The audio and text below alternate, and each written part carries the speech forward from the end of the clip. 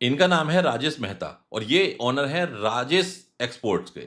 इन्होंने 15.5 करोड़ रुपए का रेवेन्यू दिखाया है पिछले 5 साल के अंदर।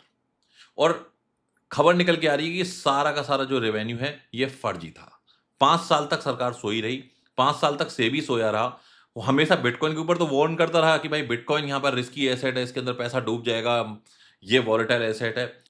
आप सोचिए इतना बड़ा रेवेन्यू जिसके अंदर एलआईसी ने अपने 2000 करोड़ रुपए इन्वेस्ट कर दिए, वही एलआईसी जिसके अंदर आप सभी के पेरेंट्स का पैसा लगा हुआ है। आप सोचिए एलआईसी जैसी कंपनी वो ब्लाइंडली ऐसी कंपनी के ऊपर इन्वेस्ट कर रही है जिसका वॉल्यूम ही फर्जी है, जिसका क्या है कि पूरा डेटा ही फर्जी है, जिसके सारे एक्सपोर्ट ही फर्जी है।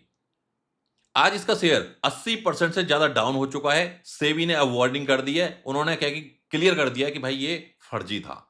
एलआईसी का 1600 करोड़ रुपए डूब चुका है। इंडिया की स्टॉक मार्केट में ज्यादातर फर्जीवाड़ा इन्वॉल्व है। इसी वजह से क्या है कि जो इंडिया के अंदर स्टॉक मार्केट के अंदर ज्यादातर लोग क्या है कि लॉन्ग टर्म में पैसा नहीं बना पाते। लोगों ने पैसा बनाया स्टॉक मार्केट के अंदर, लेकिन अगर यूएसडी के कंपैरिजन में आप उसको कंपेयर करोगे तो वो प्रॉफिट 7 से 8% ही बैठता है, क्योंकि जो आईएनआर है वो हर साल गिरता हुआ नीचे की तरफ जा रहा है।